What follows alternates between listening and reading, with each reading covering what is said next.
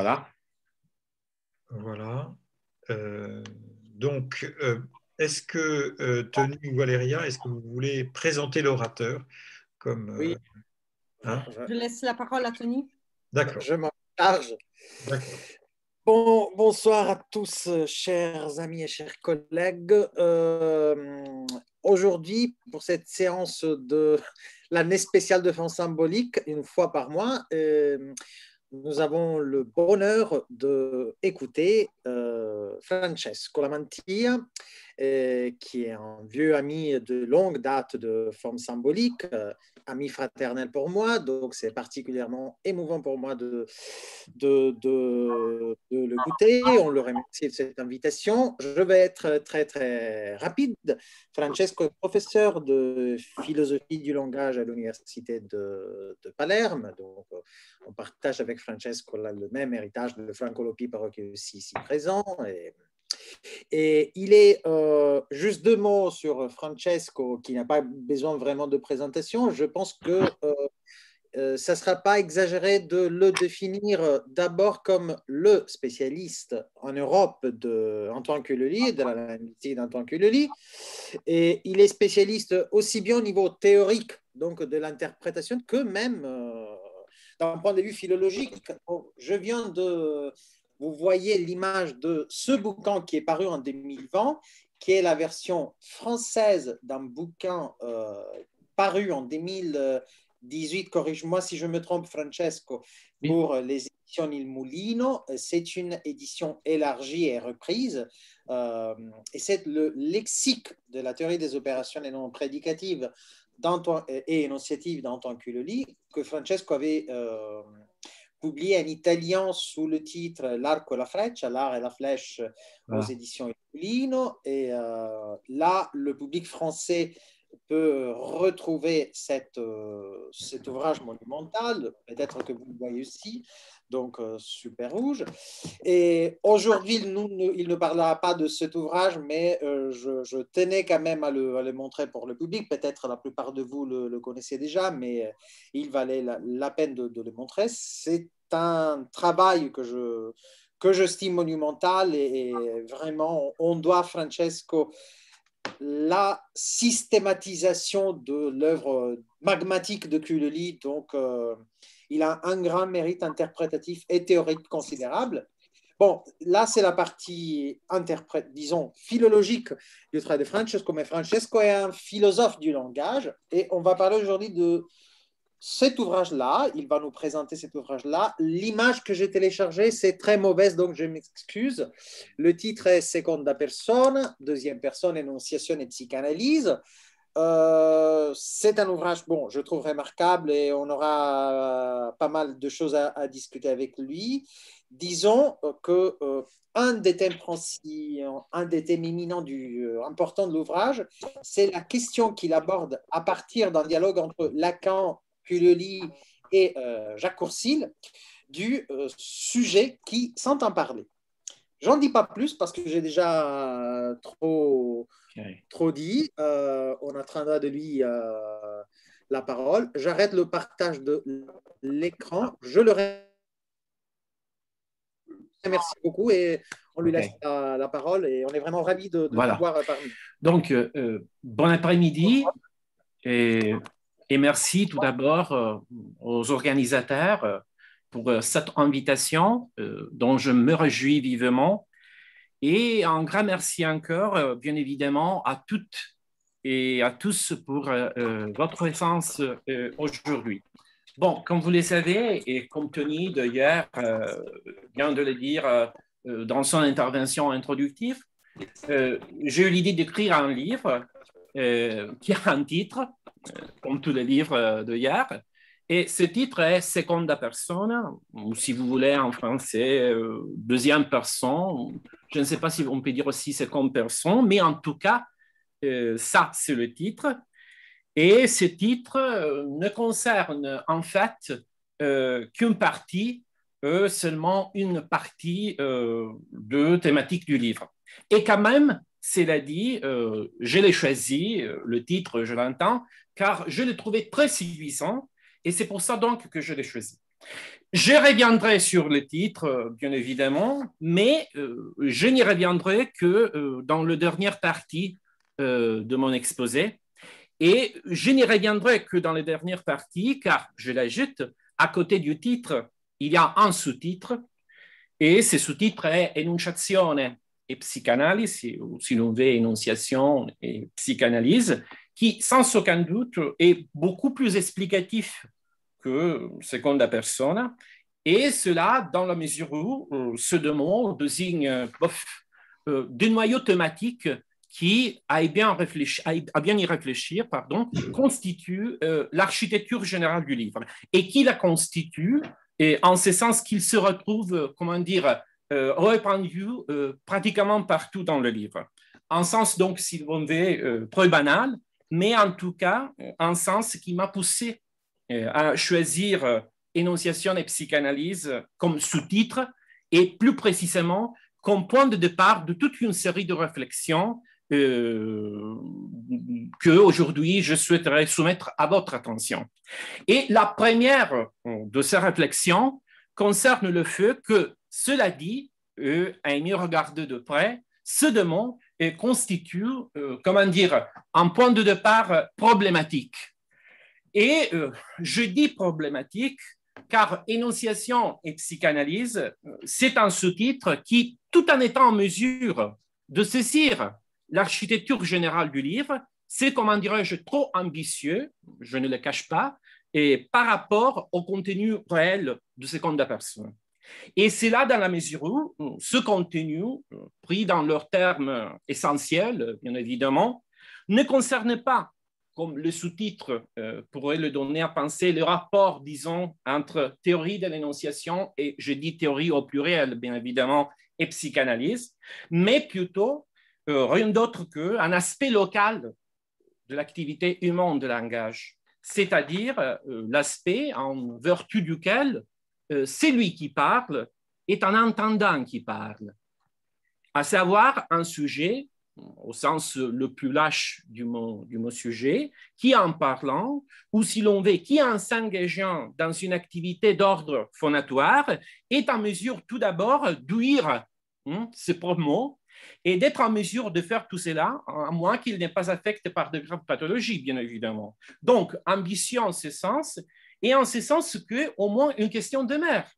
Et demeure car on pourrait se demander pourquoi, étant donné ces sujets, j'ai choisi un sous-titre de énonciation et psychanalyse. Parce que, voici la réponse, énonciation et psychanalyse, ce sont deux mots qui renvoient à des domaines disciplinaires, ou pour mieux dire, des galaxies théoriques qui, chacune à leur manière, bien évidemment, ont thématisé le sujet du livre. Et quand je dis à leur manière, je me réfère, comment dirais-je, à de différences de perspectives qui font que, au moins du côté de la psychanalyse, ou si l'on veut, du côté de l'enseignement psychanalytique, là où je dis psychanalyse conforme à abrégé de psychanalyse lacanienne dans le livre, l'activité du sujet qui s'entend parler a été interrogée, parce que, ce que je sache, surtout par rapport à ces domaines de psychopathologie du langage qui est celui de soi-disant hallucinations auditives. Alors que du côté de linguistique de l'énonciation, tout en tenant compte de ces domaines, je l'ajoute, concernant entre autres le fait que le sujet qui est siège d'hallucination auditive est un sujet qui articule ce propre hallucination et qui se fait s'entendre parler, mais qui ne reconnaît pas, qui ne se reconnaît pas comme la source de ce qu'il entend et donc comme la source de la voix qui met en forme ce qu'il entend. Je le répète, tout en tenant compte de ce domaine, du côté de linguiste de l'énonciation, cette même activité a été thématisée par toute une série de phénomènes langagiers dont je dirais plus avant, et qui en tout cas ne se ramènent pas au domaine des hallucinations et plus en général de psychopathologie, dans la mesure où c'est surtout l'activité physiologique routière du langage qui est intéressée par ces phénomènes, sans pour autant oublier que, à y regarder de plus près, cette activité a été également thématisée dans le domaine de la réflexion psychanalytique, ce qui est le cas, entre autres, d'un auteur tel que Lacan, d'un auteur donc qui était un psychanalyste par excellence et qui, par exemple, dans son séminaire sur les psychoses, le séminaire Toide, observe que le phénomène du s'entendre parler ne concerne pas seulement les aspects pathologiques du langage, les hallucinations, bien entendu, mais aussi, et je les cite, les aspects physiologiques du langage. Et ce qui vaut pour Lacan vaut aussi, bien entendu, pour beaucoup d'autres psychanalystes. Je pourrais citer, je l'ai fait dans les livres, Pierre Lagné, par exemple, mais surtout vaut d'une manière telle que tout cela montrerait comme la différence de perspective en cause, bien qu'effective, accorde, pour les raisons que je viens de exposer, deux marges de réduction suffisantes et pour, sinon poser sur les mêmes plans, au moins pour mettre en relation théorie de l'énonciation et psychanalyse par rapport au phénomène du s'entendre parler. Mais cela dit, et au-delà de différences mentionnées, et de différences, je l'ajoute, qui, comment dire, laissent entrevoir toute une série de degrés intermédiaires entre le domaine de voix hallucinées et toute une série de voix qui peuplent notre vie intérieure de la petite enfance, et donc de degrés variables, de degrés intermédiaires, dont, si vous voulez, on discutera au cours du débat. Je répète, cela dit, et au-delà des différences mentionnées, et en discutant du s'entendre parler, il se remet tout d'abord de se référer à des auteurs particuliers. Et il se remet, car il faut le dire, ce ne sont pas les deux domaines tout entiers qui thématisent explicitement l'activité du sujet qui s'entend parler, mais plutôt des avants, des auteurs précisément, appartenant à l'un ou à l'autre de ces domaines. Et parmi ces auteurs, sans aucun doute, on peut se souvenir d'un maître comme Antoine Culluli, du côté des théories de l'énonciation, et d'un maître, comme déjà mentionné Lacan, du côté de l'enseignement psychanalytique. Et, excusez-moi, je dois boire juste un moment.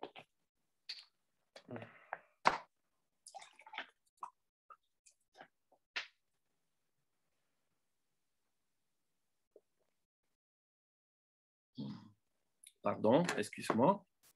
Je disais, et je dis Culluli par rancœur, car c'est le nom de cet grand linguiste corse qui notamment ressort parmi les théoriciens de l'énonciation qui ont, comment dirais-je, explicité sur le plan théorique la figure du sujet qui s'entend parler, et qui ont fait ça en élaborant toute une série de catégories métalinguistiques en fonction de la dite figure. Par exemple, comme précisément dans le cas de Culluli, la catégorie de l'énonciateur, catégorie, à vrai dire, flottant, très flottant dans l'univers métalinguistique de Culluli, mais qui, flottement à part, s'est imposé, au moins dans la dernière partie de la réflexion cullulienne, en tant que construit métalinguistique, désignant, et je cite Culluli, le locuteur en tant que son propre auditeur, ce qui, bien évidemment, devrait justifier, au moins en quelque mesure, le rôle de première part joué par Culluli dans la thématisation de cette activité. C'est là donc pour Culluli. Quand à Lacan, par un autre vers, je le mentionne dans le livre, au moins pour deux raisons. C'est-à-dire, première raison, parce qu'il s'agit sans aucun doute de l'un des psychanalystes les plus importants du XXe siècle qui ont explicitement thématisé l'activité du sujet qui s'entend parler. Et deuxième raison, parce que cette thématisation, à savoir la thématisation lacanienne du sujet qui s'entend parler, a été et elle est encore au centre de la réflexion menée par beaucoup de linguistes qui s'inscrivent directement ou indirectement dans la multiforme galaxie de théorie de l'énonciation. Donc, deux raisons, et deux raisons qui, prises ensemble, devraient suffire, au moins en première approximation, à justifier cette référence à Lacan, sans pour autant oublier que, bien évidemment, les autres raisons, c'est-à-dire les raisons qui, par rapport au même sujet, justifient la référence à Culluli, et qui donc permettent de revenir à Culluli et Lacan, bref, à tous les deux, par rapport à l'activité du sujet qui s'entend parler. Et quand même, cela dit, je tiens à dire aussi qu'à côté de ces raisons, il y en a une autre, au moins une autre, qui justifie, me semble-t-il, le fait que le nom de Culluli et Lacan font couple, si je puis dire, par rapport à l'activité du sujet qui s'entend parler. Et cette raison concerne le fait que le nom des auteurs figure dans toute une série de travaux qui se situent, sous certains aspects, à la frontière de théorie de l'énonciation et psychanalyse, et qui, en tout cas, le dit travaux, je l'entends, concernent, entre autres, l'activité du sujet qui s'entend parler. Et parmi ces travaux, il y a par exemple les écrits de Jacqueline Autier-Rébus, laquelle est sans aucun doute parmi ces linguistes qui, en se mesurant à certaines instances de la réflexion cullienne et lacanienne, mais je dirais aussi bakhtinienne, ont thématisé à leur tour la figure du sujet qui s'entend parler et qui, ce faisant, ont essayé d'examiner ces sujets dans une perspective qui montre, à mon avis, un aspect tout à fait fondamental de son propre activité, c'est-à-dire, d'après Autier-Rébus, l'activité que l'on nomme généralement le dire sur le dire, dire sur le dire. Eh bien, à travers cette locution qui est devenue, si je puis dire, l'un des mantras le plus connu de Jacqueline Autier, et je l'ajoute de tout ce qui s'inspire ou se sont inspirés aux analystes de cette très grande linguiste, eh bien, je le répète, à travers cette locution, on se réfère généralement à, comment dirais-je, un phénomène langagier qui a toutes les apparences d'un dire ayant pour objet soi-même, et qui est donc en ce sens un dire sur le dire, et qui, comme je le disais déjà peu avant, est lié à l'activité du sujet qui s'entend parler, dans la mesure où il permet, le dire sur le dire, de remonter à un aspect tout à fait particulier de cette activité, c'est-à-dire l'aspect en vertu duquel le locuteur est en mesure, en tant que son propriétaire, donc l'énonciateur cullien, bien entendu, d'uire ses propres et donc, si c'est le cas, de réagir à ses propres mots, on pourrait dire d'instituer un théâtre microdialogique à l'intérieur du discours même, donc de réagir à ses propres mots et d'y réagir en ce sens qu'il peut le modifier et où, le cas échéant, le commenter au fur et à mesure que sa parole, comment dirais-je, s'enchaîne au cours même de l'interlocution. Ces commentaires étant, je l'ajoute, l'une des traces les plus explicites de dire sur les dires, bien évidemment. Et donc, si l'on veut, on peut donner un exemple. Et Jean, si tu peux partager le PowerPoint. Merci.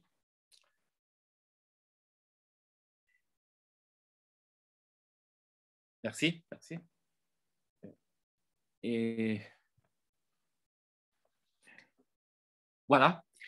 Et donc, si l'on veut, on peut donner un exemple à partir du son d'une séquence énonciative telle que ce qu'il y a d'original, original non, mais tout à fait crucial, etc.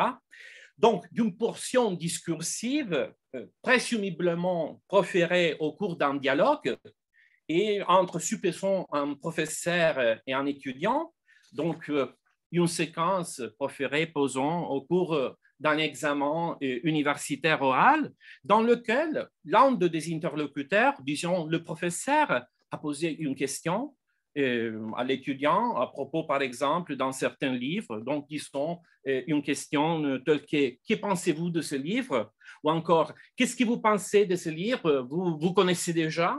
Je ne sais pas. Donc, si vous voulez, une question tout à fait banale, mais en tout cas, une question en réponse de laquelle l'étudiant va répondre à sa manière qu'on a déjà vue, c'est-à-dire ce qu'il y a d'original, original non, mais tout à fait crucial, qui est, je l'ai dit encore, un cas exemplaire de dire sur les dires, au sens où l'on vient d'expliquer, dans la mesure où, à partir de cette même séquence, il est possible de remonter à l'activité d'un locuteur qui, en disant ce qu'il dit, prend de partie de son propre discours comme un objet dont il parle au moment où il parle, donc un locuteur qui, en disant ce qu'il dit, parle de ses propres mots ou mieux réagit à ses propres mots et en particulier au mot original, ou mieux à la première apparition du mot original, in ce qu'il y a d'original, etc., etc., et à laquelle il réagit par sa propre parole, c'est-à-dire par le biais d'une reformulation,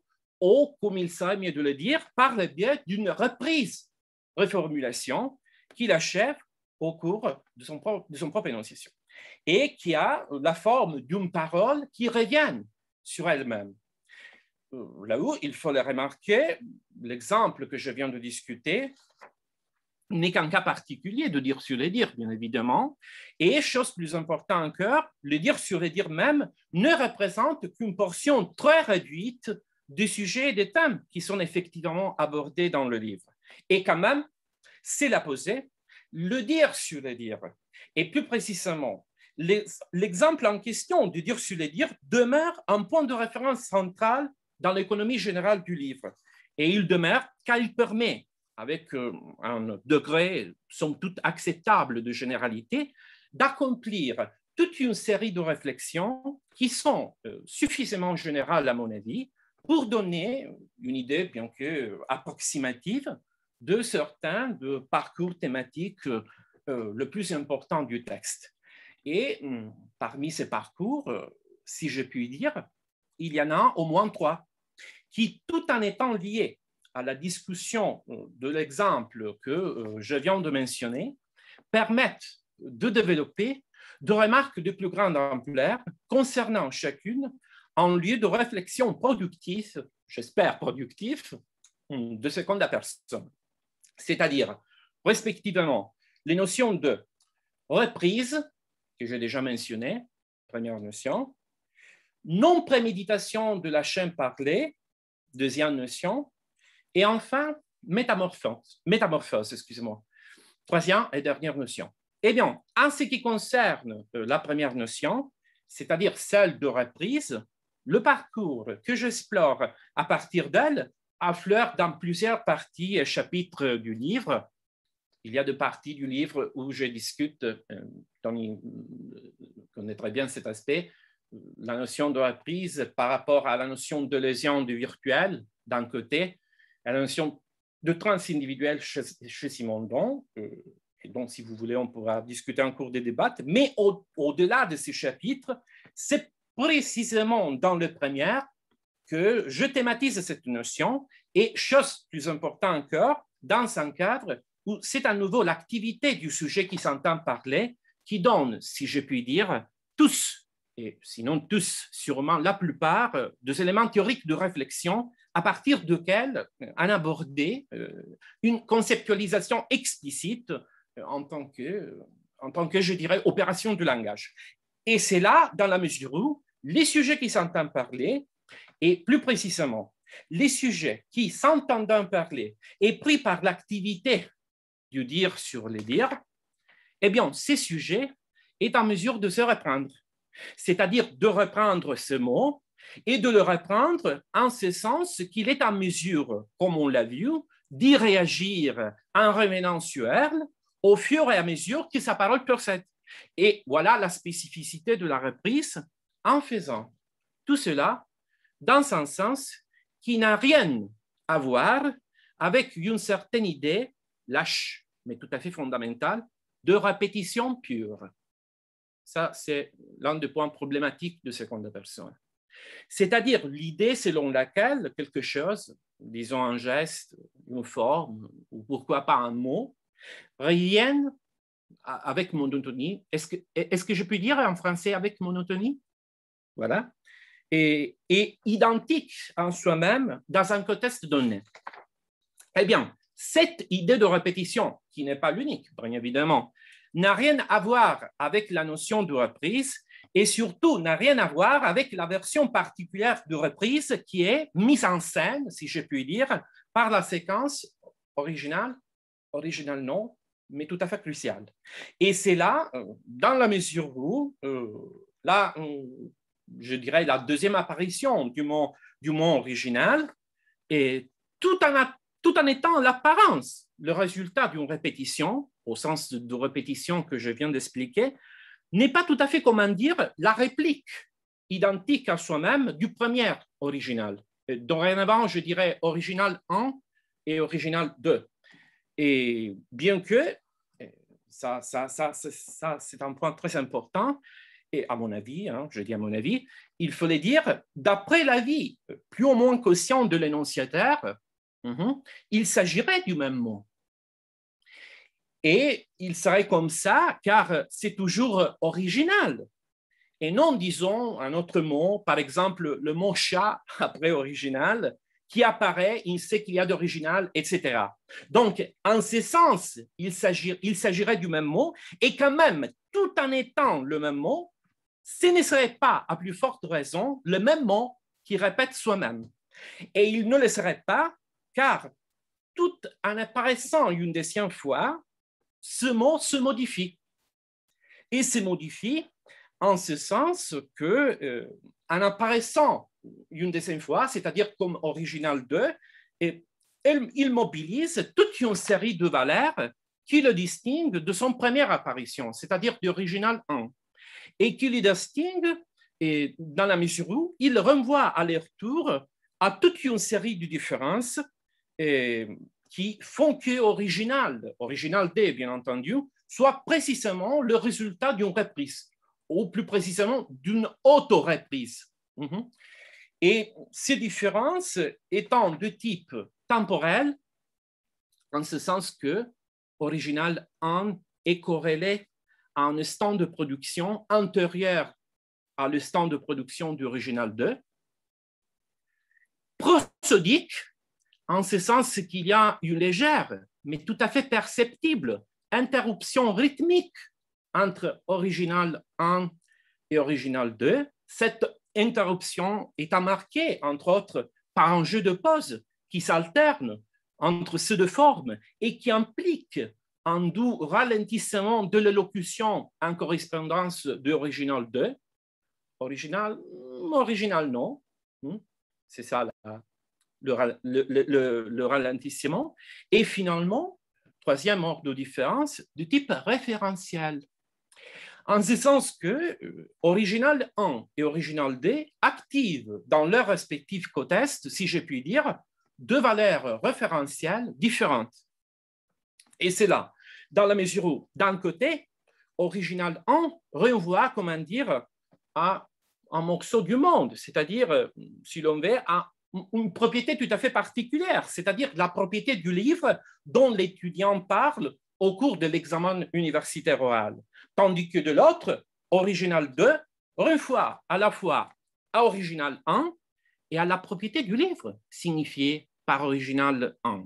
Cette double référenciation, si je puis dire, c'est-à-dire référence au mot et référence à la propriété signifiée par le mot, c'est justifiant en vertu de des faits complémentaires. C'est-à-dire, d'un côté, le fait que original 2 joue, pour s'exprimer dans le terme de Jacqueline Occhier-Révius, le rôle d'une forme en écho d'original 1, c'est-à-dire le rôle d'une métahomonyme de cette première originale qui, en tant que métahomonyme et en tant que partie d'un commentaire réflexif qui affleure au cours de l'énonciation, permet au locuteur de se référer en disant ce qu'il dit à original 1 et donc de parler de ses propres mots. De l'autre côté, le fait que ce métahomonyme, tout en se produisant sur la chaîne, ne suspend pas le parcours référentiel ordinaire du premier original, à savoir le parcours qui porte, dans le cas particulier, du mot à la propriété signifiée par le mot. Et c'est là avec une particularité, c'est-à-dire avec la particularité que le métahomonyme en cause non seulement ne suspend pas ces parcours, mais plutôt il intervient dans ces parcours même, en s'interposant entre le mot et la propriété signifiée par le mot, par le biais d'une configuration énonciative qui, d'après Jacqueline Occhier-Révius, va sous le nom de modalisation autonymique, les métahomonymes étant un autonyme, qui se caractérise entre autres par le fait de la double référenciation dont je viens de dire, et qui en tout cas, en revenant à original 1 et original 2, montre une troisième type de différence de valeur référentielle, qui, avec les autres deux types de différences, montre, je l'ai dit une fois encore, qu'original 2 ne pas le résultat d'une répétition, mais plutôt le résultat d'une autoréprise au sens d'autoréprise que je viens d'expliquer. Et quand même, je vais boire une deuxième fois. Et quand même, cela dit, que l'on parle de reprise ou d'autoréprise, le point à retenir est un autre. Et c'est un autre car la différence en cause n'est pas celle entre reprise et autoréprise, mais plutôt, comme je le disais déjà, celle entre répétition et reprise. Le mot reprise étant employé au sens large, c'est-à-dire d'une manière telle que dire reprise, c'est dire aussi autoréprise. Et je l'ajoute d'une manière telle encore que dire différence entre reprise et répétition n'implique pas du tout que la répétition soit totalement au dehors de la reprise. Et c'est là au moins pour deux raisons. C'est-à-dire, en premier lieu, parce que ce type, comment dire, d'extériorité radicale entre répétition et reprise n'évoquait, excusez-moi, pour l'idée de répétition pure que j'ai épluchée en introduisant la notion de reprise. Et en second lieu, parce que cette idée de répétition pure n'est qu'une abstraction formelle qui ne correspond à rien dans la vie réelle de gestes, de mouvements et de mots. Gestes, mouvements et mots étant en mesure de se présenter et se représenter encore, et donc en ce sens de se répéter, et quand même, en même temps qu'ils se répètent, tout en étant en mesure d'être sujets à leur tour à des possibilités de variation, qui, même si imperceptibles, font que les répétitions ne soient que de répétitions impures, c'est-à-dire de répétitions qui sont en elles-mêmes, qui sont en elles-mêmes le germe de l'altération, qui ont en elles-mêmes le germe de l'altération et qui, ces faisant, sont déjà du côté de la reprise. Au moins, si pour reprise, on entend une opération qui permet de réintroduire en le modifiant, donc de le répéter en même temps qu'on les transforme, quelque chose qui est, comment dire, du déjà fait ou du déjà dit. C'est quelque chose, et plus précisément, c'est déjà dit, étant, pour les raisons que je viens d'exposer, original 1 par rapport à original 2. Raison pour lesquelles, en outre, c'est cela en gros tout ce que j'ai dit dans le livre à propos de la reprise et surtout par rapport à l'activité du sujet qui s'entend parler. Activité qui, par rapport à la reprise, ou mieux, en particularisant encore par rapport au phénomène d'autoreprise, permet, comment dire, de mettre en relief une propriété tout à fait constitutive de l'activité de parole. Cette propriété étant à son tour la deuxième notion dont aujourd'hui je voulais vous parler, c'est-à-dire, d'après la vie saussurienne ou néo-saussurienne de Jacques Courcil, la notion de non-préméditation de la chaîne parlée.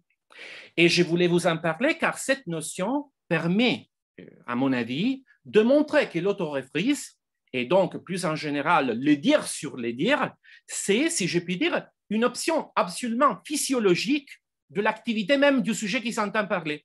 Et c'est là à partir du fait que cette option figure parmi les opérations dont l'énonciataire, dont le locuteur en tant que son propre auditeur, dispose pour se mesurer à la non-préméditation de la chaîne parlée, c'est-à-dire pour se mesurer à une contrainte de langage tout à fait fondamentale, en vertu de laquelle il n'y a pas de locuteur qui soit en mesure, sauf dans le cas d'énoncés très simples peut-être, d'assembler mot par mot ce qu'il va dire avant de le dire. Non-préméditation donc en ce sens, et je l'ajoute en ce sens que l'autoréprise en est, comment dirais-je, l'un des antidotes fondamentaux. Et c'est là dans la mesure où, ne pouvant pas préméditer sa propre parole, l'énonciataire ne peut que la découvrir en parlant, ou mieux, la découvrir en tant que son propre écouteur potentiel, c'est-à-dire en tant que sujet de parole qui n'est pas seulement en mesure d'ouïr ses propres mots, mais aussi d'y prêter attention. Peut-être, disait Courcil, avec un léger temps de retard, ces retards découlant en son tour de la non-préméditation même de la parole, mais bref, en tout cas, d'une manière telle d'être en mesure de s'apercevoir d'éventuelles difformités affleurant dans son discours, et en tout cas d'y réagir, et d'y réagir, s'il est le cas, en reprenant ses propos, et donc en se reprenant.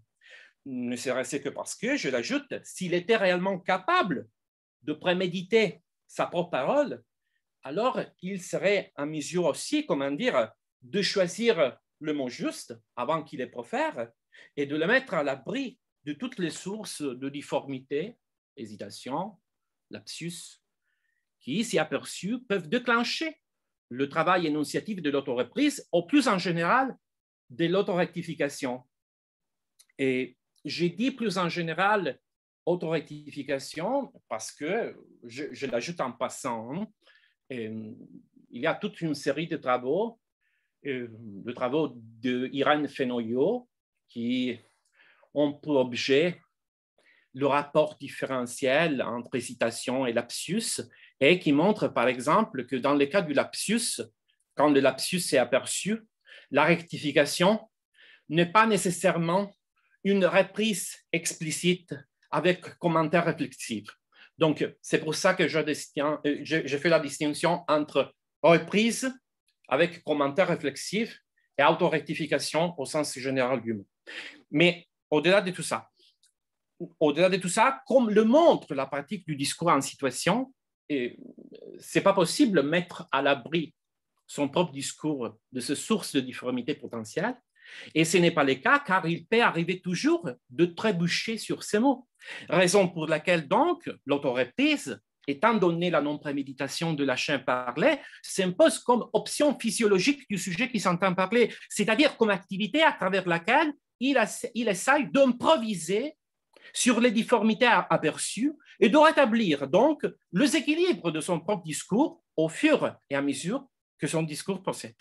Mais, et en disant cela, j'introduis la troisième et dernière notion dont je voulais vous parler aujourd'hui, l'autoreprise en tant qu'option physiologique du sujet qui s'entend parler. Ce n'est pas seulement un lieu d'improvisation, mais aussi, comme le disait déjà hier, un lieu de mutation. Et des mutations en ce sens qu'il implique à soi-même le germe de la modification, ou si l'on veut, de la métamorphose, tout en étant lié à la répétition. Ce qui est le cas, comme on l'a vu peu avant, d'original 2 par original 1, et ce qui est le cas, plus en général, de toute reprise en tant que, comment dirais-je, nexus de répétition et singularité. Le mot singularité étant entendu au sens, si l'on veut, de particularité irréductible qui, par conséquent, concerne la reprise du côté de la métamorphose. Voilà donc la troisième et dernière notion, c'est-à-dire celle de métamorphose, qui, tout en concernant l'activité de reprise, permet, même si à vrai dire de façon presque imperceptible, de revenir au titre du livre, c'est-à-dire à seconde personne, et de le faire dans la mesure où le thème de la métamorphose, bien que, comme l'ai déjà dit, initialement lié à la description de l'autoreprise, se détache graduellement d'elle et s'en détache dans la mesure où, pour se lier dans le même livre au thème de la deuxième personne du verbe. D'où le titre seconde personne, et plus précisément à la deuxième personne du verbe, ou si l'on veut, au pronom tu, en tant que, comment dirais-je, point de départ d'un travail silencieux de conversion, ou si l'on veut, de modification de forme pronominale en d'autres formes pronominales. Ce travail étant à la charge de celui qui entend dire tu. Et l'étant en ce sens qu'à chaque fois que le tu est prononcé dans l'espace de l'interlocution, celui qui entend dire tu convertit ces tu en d'autres formes pronominales. Ces formes étant, le cas échéant, le pronom j'ai, si celui qui entend dire tu se reconnaît comme destinataire de ce tu, ou le pronom il ou elle, s'il ne se reconnaît pas comme destinataire de ce tu.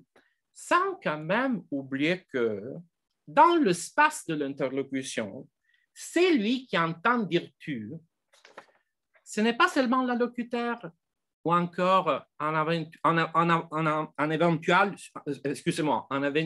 sujet tiers de cet espace, mais aussi le locuteur en tant qu'entendant qui parle, et donc en tant que sujet en mesure de s'entendre parler en disant tu. Ce qui, bien entendu, si d'un côté permet de revenir une fois encore sur l'activité du sujet qui s'entend parler, dans la mesure où, bien évidemment, c'est lui qui entend tu en disant tout et c'est lui qui s'entend parler, de l'autre, ces retours à l'activité du sujet qui s'entend parler montrent un aspect de cette activité tout à fait différent de celui impliqué dans le travail de l'auto-reprise. Car, pour les raisons que je viens d'exposer, cet aspect ne concerne plus les sujets qui s'entendent parler en tant que sujet qui revient sur ces mots, mais plutôt les sujets qui s'entendent parler en tant que sujet qui, de façon plus ou moins consciente, s'engagent, comme j'ai déjà dit, dans un travail silencieux de conversion pronominale, ce travail concernant le champ tout entier de l'interlocution. Et d'une manière telle, comme l'a bien remarqué Jean Courcil, dans le cas d'une conversation à deux, ce travail peut, comment dire, se particulariser en des travaux complémentaires. C'est-à-dire, d'un côté, dans le travail de celui à qui l'on parle, ou bien de celui à qui l'on adresse tu, et dans lequel le tu résonne comme j'ai par identification, c'est-à-dire comme tu, c'est moi. Et de l'autre, dans le travail de celui qui parle, ou bien de celui qui dit tu, et dans lequel le tu résonne comme un j'ai par différenciation, c'est-à-dire comme un c'est tu n'est pas moi. D'où, en reprenant une heureuse métaphore de Jacques Courcil, la possibilité que tu opères en tant que double miroir ou hors de métaphore comme un complexe dispositif langagière qui est en mesure de générer deux moi, un moi pour identification, un moi pour différenciation, à partir d'un double travail silencieux de conversion pronominale. Voilà alors pourquoi, étant donné ce double travail de conversion, le thème de la métamorphose peut se redéfinir, comme le disait déjà, par rapport à un aspect du sujet qui s'entend parler, qui ne concerne plus les dires sur les dires, mais plutôt le rôle que ces sujets jouent par rapport à une variante spécifique de l'activité de compréhension. Et permettez-moi de m'expliquer. Dans ce dernier niveau, la référence au sujet qui s'entend parler a une valeur et finalisée à mettre en relief un aspect qui fait du locuteur un sujet de compréhension au fur et à mesure, un sujet de compréhension en tant que sujet parlant. Et l'activité de compréhension consistant dans cette activité de conversion plus ou moins quotient de formes pronominales en d'autres formes pronominales. Je le répète encore, cette variante s'est donnant comme conversion silencieuse du mot tout en d'autres formes pronominales. Et en disant cela, je pourrais bien m'arrêter. Et je pourrais bien le faire car le thème de la métamorphose, ou mieux le thème de la métamorphose par rapport au tu, éclaircit les choix du titre. Et l'éclaircit dans la mesure où le titre, c'est précisément seconda persona, c'est-à-dire une locution de la langue italienne qui ne renvoie pas, bien évidemment, la métamorphose, mais qui, sans aucun doute, suggère, entre autres, une référence au tu. Et c'est pour ça que je l'ai choisi, le titre. Tout en tenant compte du fait, en outre, que le tu, et plus précisément le métamorphose du tu, permettent de justifier le titre par rapport au sous-titre. Et elles permettent de le faire car ces métamorphoses, au sens de métamorphose que je viens d'expliquer, ce sont, comment dire, d'un côté, graduellement imposées à l'attention de certains théoriciens de l'énonciation, et de l'autre, montrées compatibles avec, comment dire, l'esprit de certaines remarques lacaniennes ayant pour objet le tu. Là où, bien entendu, ce que je viens de dire du côté du théoricien de l'énonciation se justifie surtout grâce aux travaux de Jacques Courcil, qui en fait n'a jamais voulu faire une théorie de l'énonciation, il faut le dire. La notion d'énonciation étant, selon lui, trop compromise avec une vision de l'activité de langage qui ne donne pas la juste place à la figure du sujet entendant, et qui quand même, Courcil, j'entends, malgré cette prise de position, a été à l'origine d'un débat sur les métamorphoses du tu, auquel ont pris part des auteurs, entre autres, je les vois, tels que Jean Gioot et Laurence Meurant, qui, de façon plus ou moins explicite, ont inscrit leur réflexion sur les métamorphoses du tu à l'intérieur de la galaxie énonciativiste. C'est là donc du côté des théoriciens de l'énonciation. Mais je ne sais pas ce qu'en pense Jean Gioot. En tout cas, ça, c'est mon avis. Quand et au côté psychanalytique, ou plus précisément au côté lacanien, ce que je viens de dire se justifie, non pas tant parce que le remarque lacanienne que je mentionnais avant thématise de façon explicite toutes les métamorphoses du tout, quand plutôt parce qu'elle tourne, si je puis dire, autour d'une intuition métalinguistique qui est tout à fait cohérente avec le bien fondé de telle métamorphose, et qu'il est dans la mesure où cette intuition renvoie à l'idée selon laquelle le tu, loin de se réduire à une étiquette collée sur l'allocuteur, le tu, ce n'est pas l'allocuteur, dit Lacan dans le séminaire 3 sur les psychoses, est un signifiant susceptible d'usage multiple. Ce sont les mots de Lacan, un signifiant à usage multiple. Là où, bien évidemment, dire susceptible d'usage multiple ne veut pas dire nécessairement susceptible d'être converti en d'autres formes pronominales, bien évidemment, mais le fait que l'on dise, c'est-à-dire le fait que l'on dise que tu est un signifiant à usage multiple, est malgré tout cohérente avec la possibilité et donc le bien fondé de ces conversions. Et c'est là dans la mesure où ces conversions, et par conséquent ces métamorphoses, étendent, si je puis dire, le potentiel opératif du tout. Et l'étendent car elles constituent, comment dirais-je, des actions langagières à la charge du sujet entendant et qui, se faisant donc, identifient des usages du tout qualitativement différents des usages usuels, c'est-à-dire usage du même pronom à la charge du locuteur qui le plus souvent font du tout une étiquette collée sur la locuteur.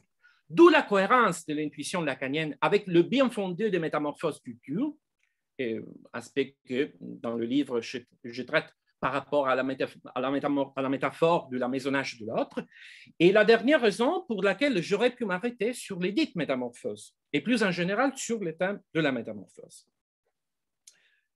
Et je ne sais pas, le temps... Comme je t'ai dit, jusqu'à 1h15 maximum. Donc, tu as encore entre 10 et 15 minutes. OK. Et quand même, je l'ai dit une fois encore, je ne peux pas m'arrêter et je ne peux pas le faire car, cela dit, il me faut, comment dire, souligner un aspect de seconde personne qui est étroitement lié à la mise en terme de la notion de métamorphose. Et cet aspect concerne le fait qu'une fois affleurée, cette notion se pose, si je puis dire, fondamentalement à l'origine de deux parcours thématiques du livre qui sont tout à fait différents. Et ils le sont dans la mesure où le premier parcours concerne, comme on l'a vu, le rôle de la métamorphose dans le cadre de l'activité de reprise, tandis que le deuxième concerne le rôle de la même notion, mais dans un cadre qui est celui de conversion silencieuse de formes pronominales en d'autres formes pronominales. Donc, évidemment, il s'agit de parcours différents, et tellement différents, je l'ajoute, que le mot métamorphose ne recouvre pas exactement le même type de phénomène dans un domaine ou un autre. Et il ne le recouvre pas, ce mot, dans la mesure où, d'un côté, il renvoie, comme je le disais déjà, un nexus de répétition et singularité au niveau de l'autoreprise. Et de l'autre, une possibilité de mutation pour, et donc en ce sens, une possibilité de conversion dans les domaines de modification silencieuse de formes pronominales en d'autres formes pronominales. Et quand même, ces deux images du sujet qui s'entend parler en tant que sujet d'improvisation et du sujet qui s'entend parler en tant que sujet de compréhension engagé dans une activité plus ou moins consciente de conversion de formes pronominales à d'autres formes pronominales. Je répète, ces deux images, malgré leur diversité, s'inscrivent dans le même cadre épistémologique, c'est-à-dire dans une approche théorique au langage qui, si je puis dire, fait de l'énonciation une activité du sujet entendant. Ces sujets étant, comment dirais-je, suffisamment larges pour inclure en soi-même le locuteur en tant qu'entendant qui parle, bien évidemment, et ces derniers étant en mesure à son tour de se présenter sous les aspects les plus divers, et donc, par conséquent, de se présenter, le cas échéant, soit comme un improvisateur, soit comme un inverseur de forme pronominale. D'où, malgré les décalages entre ces deux images, la possibilité qu'elles s'inscrivent dans un même cadre épistémologique, qui est celui dont je viens de parler, que j'appelle aussi dans le livre « Idéal pathique » de l'énonciation, et que j'appelle comme ça dans la mesure où le mot pathique renvoie, au moins en première instance, à la sensibilité réceptive du sujet entendant. Eh bien, cela dit, je viens aux conclusions, et en venant aux conclusions, j'ai fait deux dernières remarques. Et ces remarques, je l'espère, permettant de donner, dans le limite de cet exposé, une idée suffisamment générale, bien qu'approximative, de ce que je viens d'appeler idéal pathique de l'énonciation. Idéal qui est le vrai noyau thématique de Seconda Personne, en ce sens que c'est en réfléchissant sur cet idéal que j'ai été poussé à écrire le livre et qui nécessite, à mon avis, d'être spécifié sous le profil de deux aspects que l'on peut envisager en toute leur autonomie et qui concernent, d'un côté, la sensibilité réceptive du sujet entendant, premier aspect, et de l'autre, la définition de l'énonciation qui ressort de l'idéal pathique même d'énonciation, deuxième aspect. Eh bien, en ce qui concerne le premier aspect, ça c'est la première remarque conclusive, le mot réceptif par rapport à la sensibilité réceptive du sujet entendant n'a pas assimilé à passif, mais plutôt, si l'on veut, un presque synonyme de poétique réceptif ou poétique esthétique.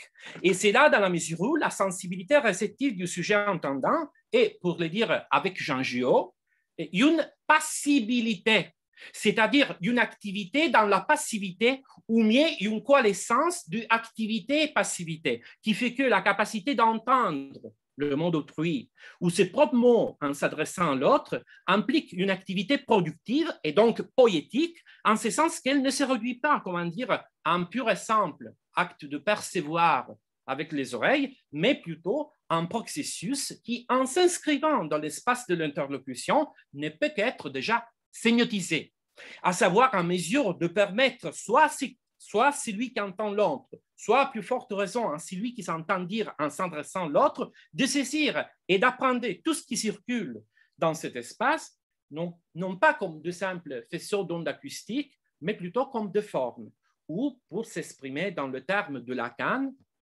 comme deux mots qui se promènent dans l'espace de l'interlocution. C'est là donc la première remarque.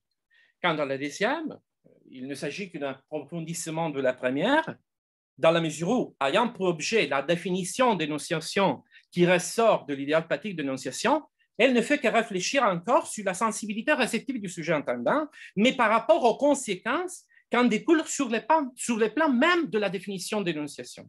Et parmi ces conséquences, celle principale ne peut qu'en concerner qu'un fait théorique fondamental, c'est-à-dire le fait en vertu duquel, s'il est vrai comme il est vrai que d'un point de vue pathique, au sens du pathique que j'expliquais, l'énonciation est l'activité du sujet qui entend, alors ce point de vue ne peut qu'impliquer un changement de perspective sur l'énonciation, ou pour mieux dire, un changement par rapport à ces définitions de l'énonciation, qui dans le texte j'appelle archaïque, et en reprenant une expression de Félix Guattari, à ces définitions de l'énonciation qui en font tout simplement l'activité langagière de celui qui parle au moment où il parle. Eh bien, par rapport à ce type de définition, le changement en cause, bien évidemment, peut s'envisager dans un double sens. D'une part, dans un sens que j'appellerais faible ou minimal, et selon lequel l'énonciation, en tant qu'activité de celui qui entend, renvoie au fait que l'activité énonciative est, comment dire, une activité conjointe entre celui qui parle et celui qui entend. Celui qui entend étant l'allocuteur en sujettaire du champ interlocuteur. Et de l'autre, dans un sens que j'appellerais fort ou radical, et selon lequel l'énonciation en tant qu'activité de celui qui entend ne renvoie pas seulement au fait que l'activité énonciative est un cas particulier d'activité conjointe entre locuteur et allocuteur ou encore entre locuteur, allocuteur et sujettaire, mais aussi et surtout à l'activité d'un sujet d'interlocution qui est un entendant qui parle, qui est un sujet pathique d'énonciation au moment où il parle. Ce qui, ce dernier point, je l'entends, nous rapporte à l'activité du sujet qui s'entend parler, c'est l'argument dont aujourd'hui je voulais vous parler. Merci. Merci beaucoup, Francesco, pour cet exposé passionnant et très, très, très, très stimulant. Donc, nos applaudissements virtuels, comme d'habitude, depuis ce genre de citation à distance. Et bon, nous, on n'est pas à distance, on est à quelques kilomètres, en fait, à Palerme. Voilà. Et Bon, voilà, je fais mon rôle de modérateur avant de poser des questions et je laisse des questions aux intervenants, aux participants. Il y a déjà Valéria qui veut poser une question. Voilà. Oui, Valéria. voilà, j'ouvre aussi le débat et je donne le temps aux autres de réfléchir à des questions. C'était très intéressant, merci beaucoup. Moi, je voudrais revenir plutôt que sur le sujet, sur le discours, donc sur les énoncés. Parce que dans l'exemple que tu as montré, tu as dit original 1 et original 2. Et bien évidemment, en tant que spécialiste de QLI, je pense que tu es plutôt du parti des formes schématiques. Et ce que tu as dit, ça m'a renvoyé, je l'ai cherché tout à l'heure, évidemment, à la notion d'intégration chez Benveniste, telle que d'ailleurs retravaillée par Sarah Desvoguet, qui dans un article justement sur les lexiques, parce que là, même le rapport avec la psychanalyse n'était pas tant sur le signifiant, mais d'après ce que j'ai compris, c'est plutôt du côté du signifié, pour ainsi dire. En parlant d'intégration, elle cherche un petit peu à la concilier avec la notion de forme schématique, mais voilà, enfin, j'avais travaillé un peu là-dessus dans un chapitre, et finalement, il se pose toujours la question, même par rapport à ce que tu as dit de cette reprise, du sens premier.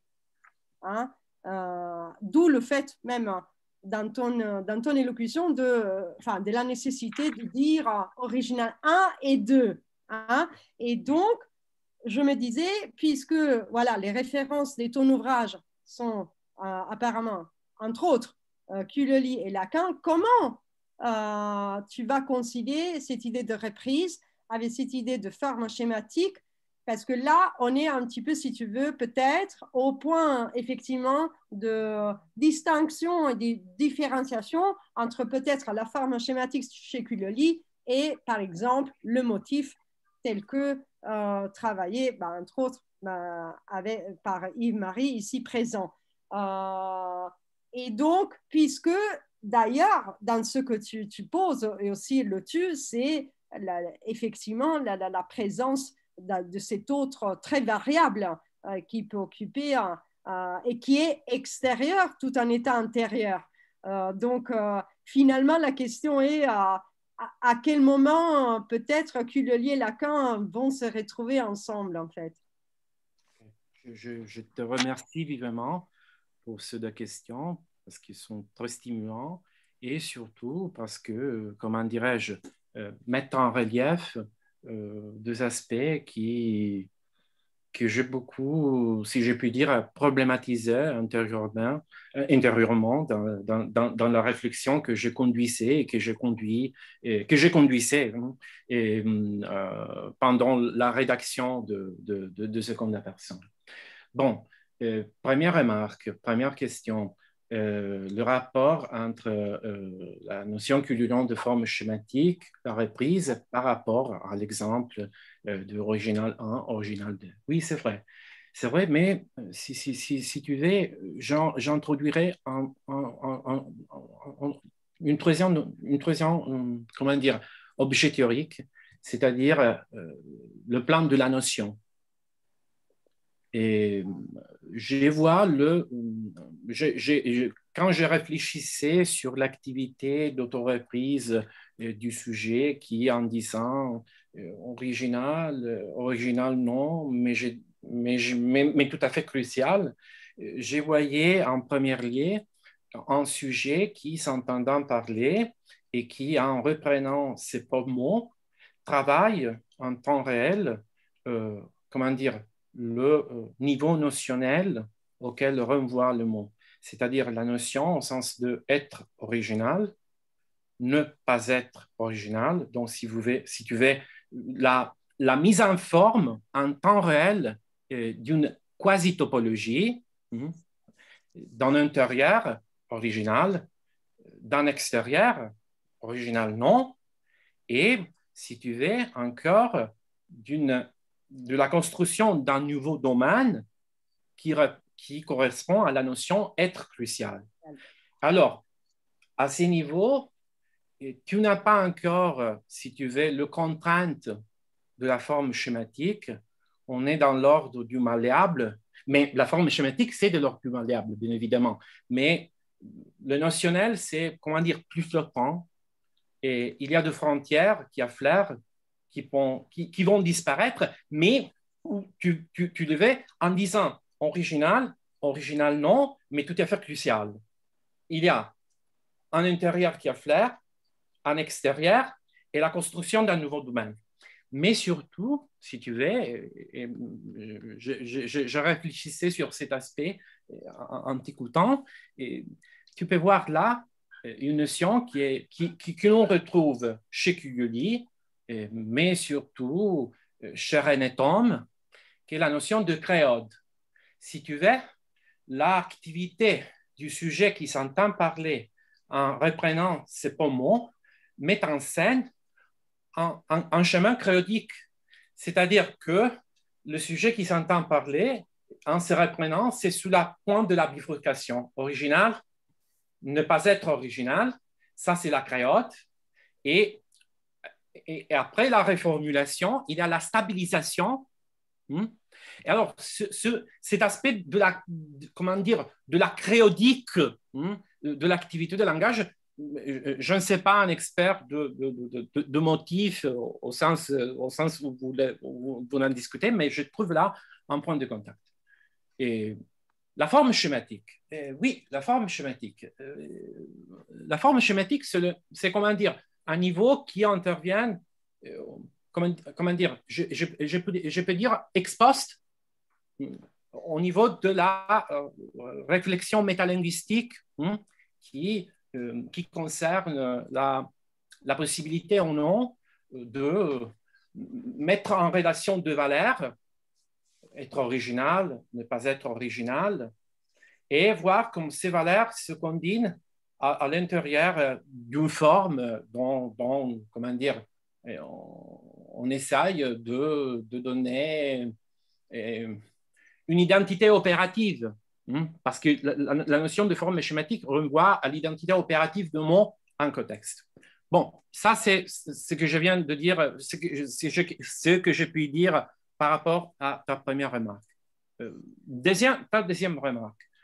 Est-ce que tu peux me la reformuler, la deuxième remarque? Ah bah c'était pas exactement deux, donc dans une forme binaire. Donc finalement, à la fin, je t'ai demandé justement donc quel est le point où vont se rencontrer, auquel vont se rencontrer Cuglioli et Lacan finalement. Alors, ok, merci. Alors, à mon avis, je dis à mon avis, il y a sans aucun doute un aspect concernant le rapport entre la notion cugliolienne de co-énonciateur, dont je n'ai pas parlé au cours de l'exposé, et de l'autre, la notion de tu, du pronom tu, au sens de ce que je présente de l'autre à travers mon discours. Je ne sais pas si je dis correctement en français,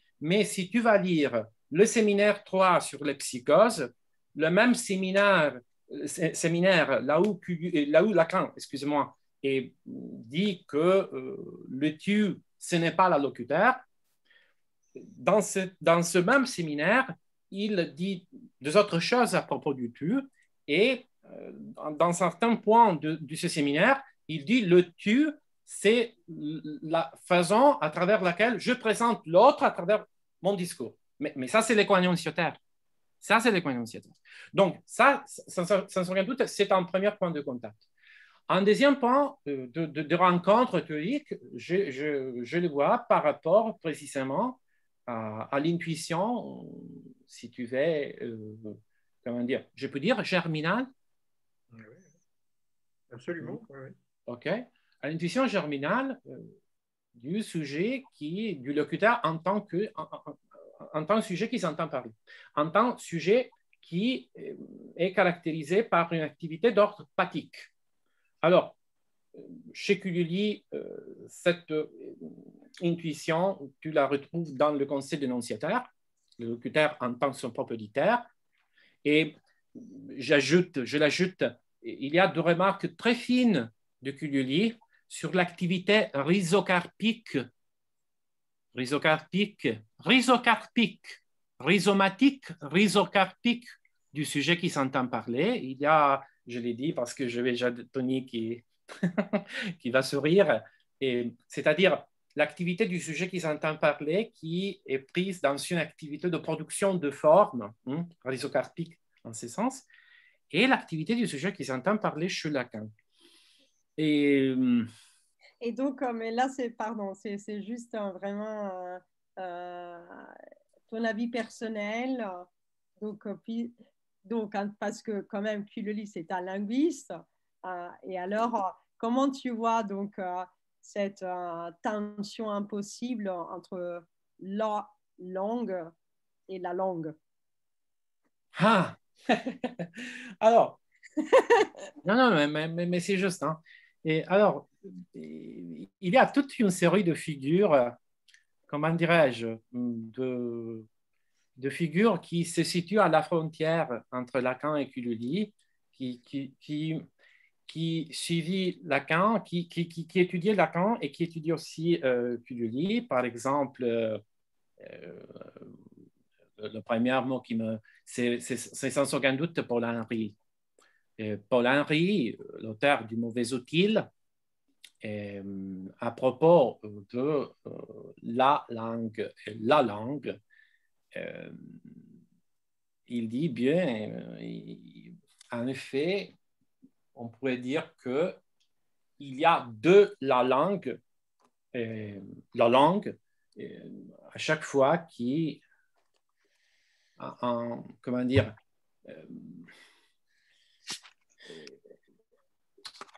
bon, oui, je suis, comment dire, je réfléchis au fur et à mesure que j'essaie de parler. Et Tu t'auto-entends en fait. voilà, exactement. Je réfléchis en parlant et je parle en réfléchissant. Et oui, c'est un aspect problématique. C'est un aspect problématique parce que chez Culioli, il n'y a pas de thématisation de la langue, au sens lacanien. Mais si tu veux, toute la réflexion qui Culioli va conduire sur un aspect de l'activité épilinguistique qui concerne la notion de anamorphose, c'est-à-dire l'idée de anamorphose permanente, eh bien, cet aspect de l'anamorphose permanente concerne la langue parce qu'il y a plusieurs façons de présenter la langue. Mais une de ces, de ces présentations identifie la langue comme comme une, je pourrais dire, une matrice de formes qui vont changer. Et je ne me souviens pas où, mais il y a 2 pages de Jacques-Alain Miller qui commente à son tour certaines réflexions de Lacan sur la langue et qui identifie dans la notion d'anamorphose un aspect constitutif de la langue. Et alors, cet aspect anamorphique de la langue, et que tu retrouves par exemple dans la notion d'activité épilinguistique, non? Le forme avec toute leur porosité et leur changement continu. Bon, ça serait sinon un point d'arrivée, un point de départ pour penser au futur, dans future recherche, le rapport entre Culioli et Lacan sur cet aspect. Merci beaucoup. Non, mais merci à toi. Un grand merci. Un grand merci. Est-ce qu'il y a d'autres questions, remarques, objections? Bon, s'il n'y en a pas, j'en fais quelques-unes. Bon, merci beaucoup, Francesco. C'est compliqué de te faire des objections pour suivre le rituel de la discussion, mais quand même, j'essaye. Oui. C'est vraiment, moi, j'aime bien, on en a discuté beaucoup, et donc tu sais combien on est d'accord sur la question. Je trouve même illuminante ton idée de l'idéal pathique de l'énonciation. Oui. dans ce que tu appelles, on pourrait dire, dans ton tableau, tu fais une descente dans ce que tu appelles la physiologie de l'énonciation. Bon, mis à part mes réticences sur le terme énonciation, je me posais la question en t'écoutant, si on pouvait quand même reformuler d'une façon vraiment simple, et tu me pardonneras si je suis élémentaire dans ce que je vais commenter, sur ton exemple, en fait, pose une question, bon, tu fais un exemple épilinguistique, bon, même simple, tu pars de commentaires, tu pars de reprises, mais en fait, il y a aussi une composante qui m'a manqué dans ton exposé. C'est-à-dire que ce parlant qui prend la parole, en fait, c'est un professeur universitaire. Donc, on est dans une conversation publique ou un sujet qui est hanté par son métier, donc par son identité culturelle, par la profondeur et par l'épaisseur symbolique de sa pratique et de la vie quotidienne. Et cela arrive dans l'interlocution qui a une dimension publique de confrontation, où donc l'auto-évaluation, moi j'ai l'impression qu'on n'est pas en face seulement à une opération langagière, mais j'aimerais l'appeler à une opération sémiogénétique. C'est-à-dire que le travail de réélaboration comment dire, dans le déploiement de la chaîne parlée est aussi un travail de auto-évaluation de la norme et donc en quelque sorte de la stabilisation sociale de la signification. Et dans le modèle, je sais que tu y arrives à la fin. En fait, tu es arrivé à la fin de ton exposé en parlant de la notion de métamorphose et tu y arrives aussi dans les conclusions de ton ouvrage où tu commences à ouvrir sur Goffman. Mais je ne suis pas certain que Goffman soit exactement la bonne piste. Moi, j'ai plutôt l'impression, c'est ça la question que je voulais te poser, première chose, que quand tu parles de l'institution d'un théâtre micro-dialogique, il ne faut pas s'arrêter seulement à la question de la dialogicité, il faut toujours penser à la question de l'interlocution comme une action publique et partagée. Et donc, il faut d'abord penser, comme dit Jean dans son travail, à la dimension publique de la sémiose dans laquelle le participant se co-constitue en travaillant sur la norme. Et je te dis de plus, en fait, on ne travaille pas seulement sur le mot et sur la valeur référentielle. Bien entendu, au niveau linguistique, pour les linguistes, c'est exactement ça ce qui est arrivé.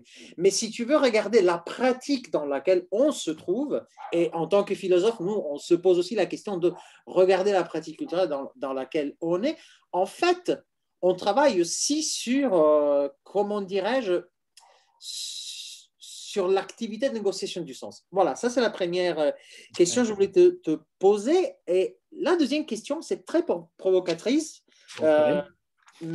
mais c'est ton livre et ton exposé qui me l'a posé. Est-ce qu'on a vraiment besoin de encore garder le mot énonciation? Car tu as dit à un certain moment, en reprenant Courcil, que l'activité dialogique, finalement, a cette dimension constitutive de la non-préméditation. Et tu as utilisé la non-préméditation de la chaîne parlée. Donc, est-ce qu'on pourrait tout simplement parler de chaîne parlée et comme flou dans cette hétérogénéité complexe qui est une situation sémiotique partagée, différenciée, où il y a plusieurs acteurs, et là, le parlant, que tu utilises les termes métalinguistiques, la théorie de l'énonciation, je me pose la question, est-ce qu'on pourrait simplement parler de ce parlant stratifié qui passe de différents statuts? Et voilà, ça c'est une question que je me pose, parce que finalement, j'ai l'impression qu'on peut même se congédier de façon très respectueuse, évidemment, quand j'utilise ce terme, de la notion d'énonciation et peut-être rester dans cette idée de chaîne parlée, de scène, plutôt de la interlocution. Oui, ce sont les deux questions que j'aurais à te poser. Voilà. Et merci beaucoup. Non, non, non, mais un grand merci à toi, Tony, parce que tu le sais, tu connais très bien que les questions que tu m'as posées sont des questions qui, comment dirais-je, je peux dire, me suscitent beaucoup de réflexions, de points interrogatifs. Hein. Et alors, je vais essayer de répondre, comment dire, en essayant de mettre en relief le point problématique que tu as soulevé. Première remarque, la remarque concernant la question de la pratique, ou mieux de pratique publique, sémiogénétique, mais on pourrait dire aussi des imaginaires sociaux ou sociaux? Sociaux. Des imaginaires sociaux au sens de Castoriadis, parce que je sais que tu connais très bien, que tu aimes beaucoup, mais moi je l'aime beaucoup aussi. Et alors, sur la première remarque, ma réponse est oui. Et oui, bien évidemment. Bien évidemment. Mais il faut, comment dire, étendre le champ d'intervention analytique. Et tu dis bien, dans certains points de vue, il s'agit d'une situation, la situation à laquelle renvoie l'exemple dont j'ai discuté au cours de l'exposé, dans une situation qui comment dire, présente tous ces aspects liés à la dimension de l'évaluation sociale par rapport à l'autre. Donc, si tu veux, le fait qu'il ne s'agit tout simplement de deux interlocuteurs, mais de deux interlocuteurs qui jouent de rôle à l'intérieur d'une situation publique, un professeur et un étudiant. Et premier niveau de description. La question de l'évaluation par rapport, quand tu fais référence à la sémiogénèse, plus précisément, tu dis l'aspect sémiogénétique par rapport à quoi? Non, je te pose la question parce que j'essaye de suivre, comment dire, le discours. Tout simplement, je veux dire que j'aime bien cette idée de cette parole qui se précipite de façon d'un côté non préméditée, hésitante, comme tu dis, et qui se reprend, mais cette reprise est, comme dire, hantée par le cadre sémiotique dans lequel elle est inhérent. Si c'était par exemple nous deux chez un café, on parlait d'un bon bouquin, moi j'aurais pas dit par exemple forcément original, original non mais crucial. Voilà. Mais donc voilà, il y a cette hantise de l'imaginaire social, comme tu as dit bien pour reprendre Castoriadis, qui travaille de l'intérieur l'activité d'auto-évaluation sémiotique. Mais ce n'était pas une objection aussi, pour te dire, Francesco. Non. Et c'est notre préoccupation, on en discute beaucoup avec Yves-Marie aussi dans notre séminaire, c'est l'idée juste d'essayer de feuilleter le modèle sémiogénétique du niveau, comme tu dirais, physiologique, au niveau plus social et sémiotique et institutionnalisé. C'est juste ça. Alors, si tu veux hein, je me permets une suggestion, si je puis dire, d'ordre diagrammatique. Je vois tout comme un système en boucle, c'est-à-dire qu'il y a deux relations bouclées entre tous les aspects que tu as mentionnés par rapport à l'activité interlocutoire, à l'activité d'autoreprise à l'intérieur de l'interlocution. Et si, de ce point de vue, tu me trouves entièrement d'accord, mais quand je dis entièrement d'accord, je dis entièrement d'accord, non pas pour ne pas répondre, mais pour dire, bon, essayons de réfléchir de réfléchir sur les comment dire, les contraintes de ce système en boucle, les relations qui vont s'instituer entre activités de parole, imaginaire social, activités sémiogénétiques, rôle public, etc. Donc, je me rends compte, mais comment dire, je sais que ne peut qu'être un point de départ, mais c'est à partir de ce point de départ, excusez-moi, qu'il faut réfléchir. Donc, entièrement d'accord, oui, absolument.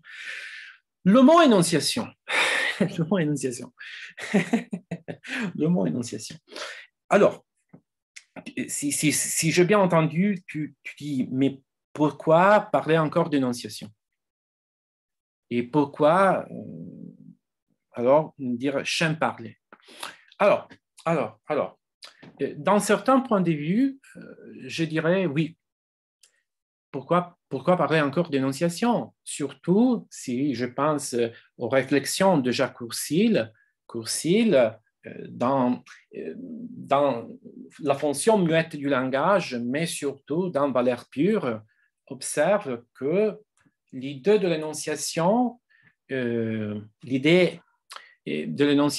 comme comment dire, comme construction de forme, ne marche pas.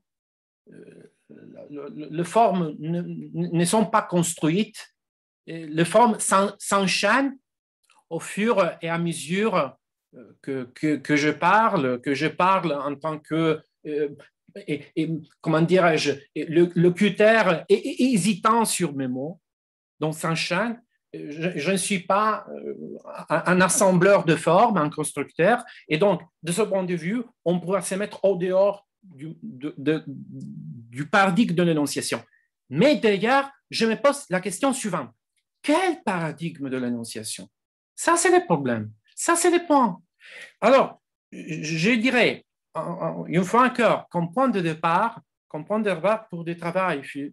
un travail futur, de réfléchir sur le fait que le mot énonciation renvoie à, je disais, à une galaxie théorique, mais je dirais un multivers, un multi-univers théorique, et à l'intérieur duquel on peut vraiment trouver les acceptions d'énonciation le plus divers, le plus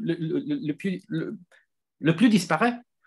Et d'ailleurs, Courcil même, à l'intérieur de Valeurs pures, ne peut pas, comment dire, éviter, je peux dire éviter, de présenter l'énonciation comme activité de la langue. Et il dit encore énonciation par rapport à l'idéal pathique. Mais c'est là seulement pour dire que, de mon point de vue, et je dis de mon point de vue, je serais, comment dire, disposé à, si tu veux,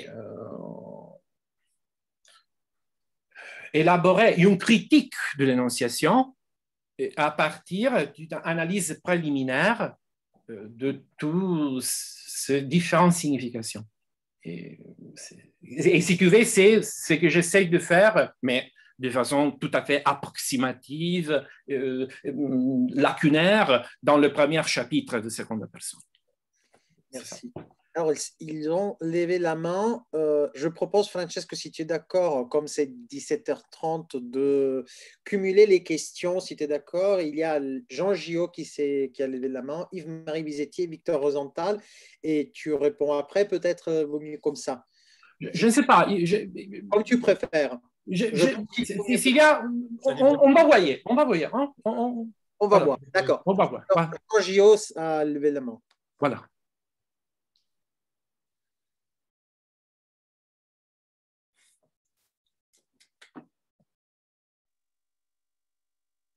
Je n'entends rien. Il faudrait qu'il remette son micro.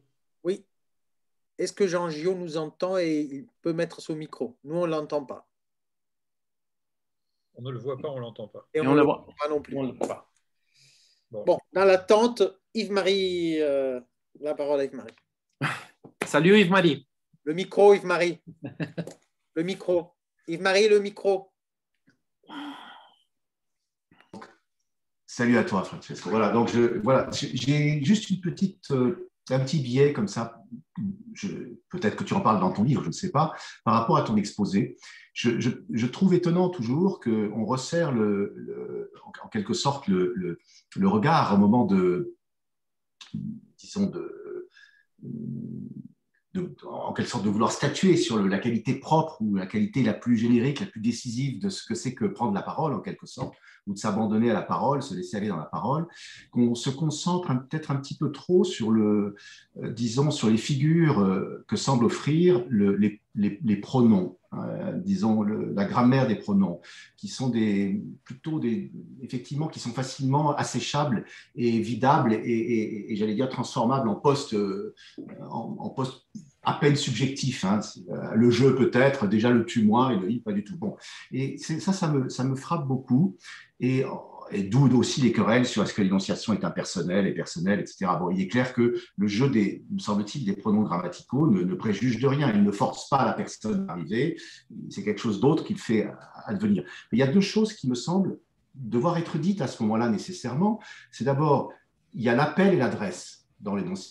Voilà. Et le mot énonciation ne raconte rien de tout ça. Qu'est-ce que c'est qu'être appelé? Qu'est-ce que c'est qu'appeler quelqu'un, s'adresser?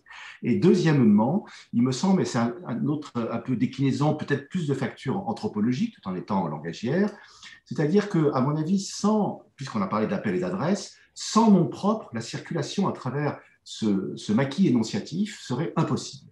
C'est-à-dire que, bon, d'abord, ce serait certainement quelqu'un qui n'aurait pas de nom propre, qu'on appellerait, ou en quelque sorte qu'on n'aurait jamais appelé d'un nom de destinataire, comme des tout petits noms bien sucrés que les parents donnent à leur petit bébé, enfin, etc., qui ne sont pas le prénom nécessairement, loin de là, mais bon, ma puce, mon bébé, mon chéri, enfin, etc. Bon, voilà, on voit bien que si on n'a pas été appelé d'un nom de destinataire, on n'entrera jamais dans ce jeu d'une façon correcte, vivante, etc. Donc, et le nom propre est justement une de ces choses du langage que, semble-t-il, seul le langage permet et qui permet de circuler entre le il, le je et le tu, puisque le nom propre, c'est à la fois façon d'interpeller ou d'être interpellé, mais aussi façon de désigner à la troisième personne les actes, de raconter ce que fait quelqu'un vu à distance. Voilà, donc appel-adresse et nom propre. Ou tout au moins nom de destinataire en quelque sorte. Hein. Ça me semble être des composantes que le terme d'énonciation terriblement abrasif et le terme d'énonciation tend à nous précipiter vers des espèces de formules abstraites, une espèce de chimie d'éléments premiers comme ça, très abstraits. Et bon, voilà. Non, mais je vais te signaler. Et non, mais comment tu réagis à ça? Non, mais Yves-Marie, écoute, je te remercie parce que... Est-ce que tu l'entends? Parce que tes remarques, comment dire, me poussent à réfléchir encore sur toute une série d'aspects que, à vrai dire, je n'avais jamais traités dans mon livre. Et si tu veux, la question du pronom tu que j'aborde dans le test, dans seconda persona, précisément, était motivée, comment dire, d'une réflexion que j'avais trouvée dans le séminaire 3 de Lacan.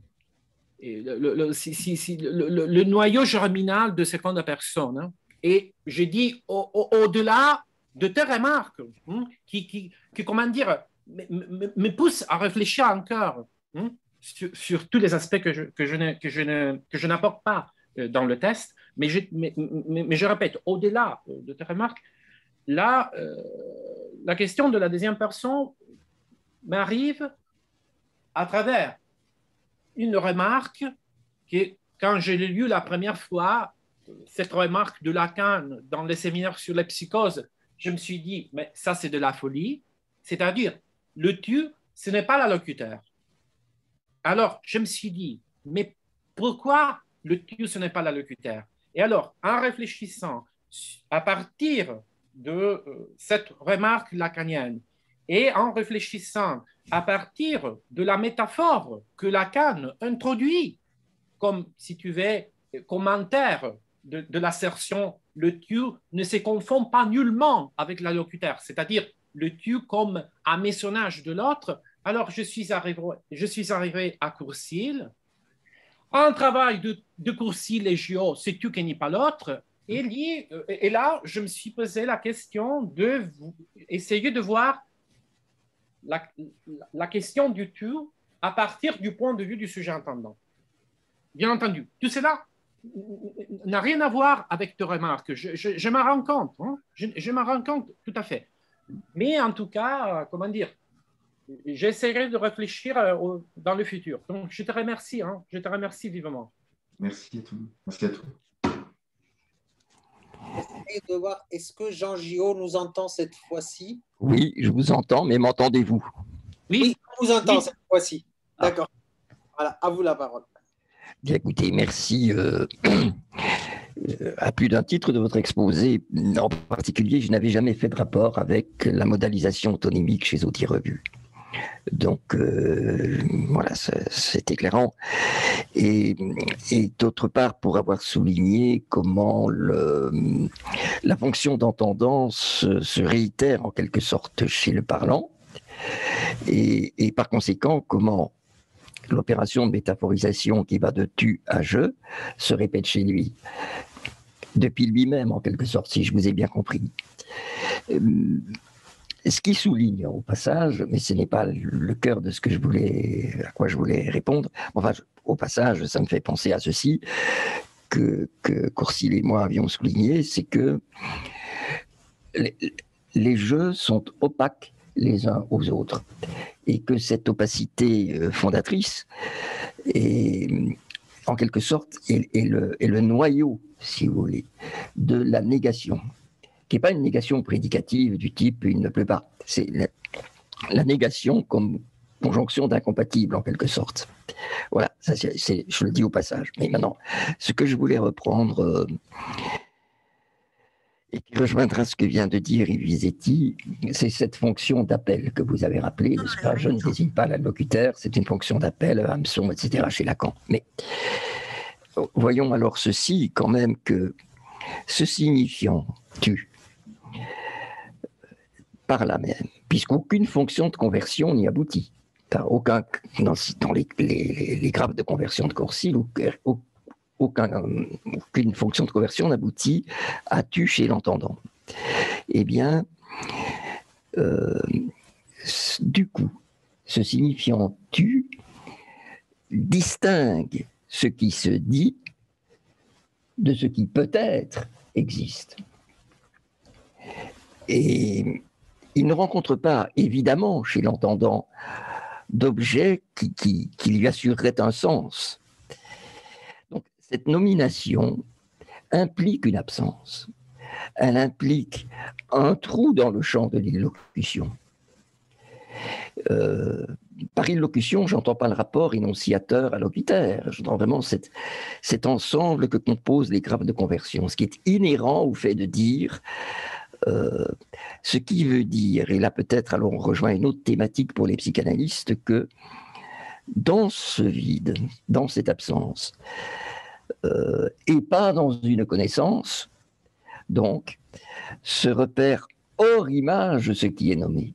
Et ce hors image, ça pose aussi beaucoup de questions, me semble-t-il, à la psychanalyse. Mais pas seulement. Dans le champ contemporain, vous l'avez sûrement remarqué, le thème de la visibilité est tellement prégnant dans toutes les sciences sociales, et en particulier dans ce qui concerne aujourd'hui, en tout cas en France, mais ailleurs aussi, enfin pas seulement en France à l'évidence, aux États-Unis, dans les pratiques de l'écriture, cette idée de la visibilité, qu'il faut rendre présents les différents genres réduits à des comportements largement imaginaires, qu'il faut rendre visible telle ou telle catégorie de locuteurs, ce champ est tellement radicalement étranger à ce qui est énoncé là, que vous venez de rappeler, n'est-ce pas? Que ce n'est pas dans une connaissance, c'est hors image que peut se repérer ce qui est nommé. Voilà ce que je voulais dire au passage, en vous remerciant une fois de plus des diverses voies que vous avez suggérées. En particulier quand vous avez dit aussi que le jeu de l'énonciateur, n'est-ce pas, ne s'évoque par conversion depuis tu qu'en parcourant la totalité du champ que j'appelle de l'illocution, mais qui est celui que signale aussi le nous, c'est-à-dire l'ensemble des dialogues dont participe le locuteur. Il s'y engage toujours et donc nécessairement ce jeu est toujours inclus dans un nous. Voilà, ça aussi c'est chicourci, je crois.